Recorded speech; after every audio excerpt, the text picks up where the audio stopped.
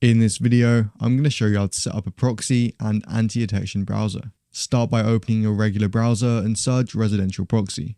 Now at the very top, go to more and then click web. Now this should give you just web results. For marketing, it's important to have a unique proxy provider.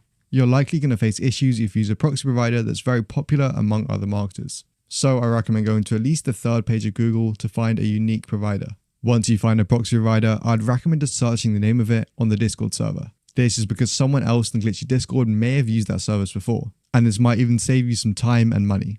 Anyway, I'd recommend opting for a static residential proxy, as they're affordable and it's better than a rotating residential proxy that might create issues when setting up an ad account. It's important to note that a VPN is not the same as a proxy necessarily. A VPN is usually an IP address shared among lots and lots of people, whereas a proxy is a personal IP address in the given country that can be accessed from anywhere.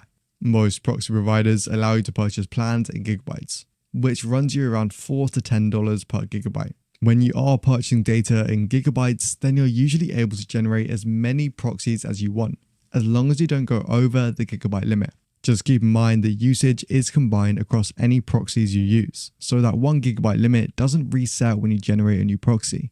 Once you purchase or generate a proxy, it should look like this long string you see here. Just make sure to copy this so we can paste it into our anti-detect browser. So like we did before, we're just going to search anti-detect browser on a regular browser and then go to web. As you can see, there's plenty of options.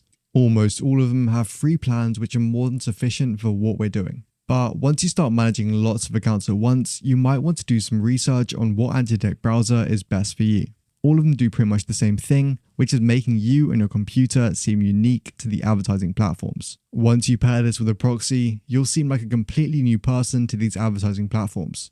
For this tutorial, I'll be using AdsPower, but keep in mind that any of these will work in the same way. Then just go ahead and download the anti-detection browser you're going to use. Once you install it, you may need to make an account with the anti-detect browser. And don't worry, I know this might look overwhelming, but there's only a couple of things we actually need to use. So let's start by making a new profile.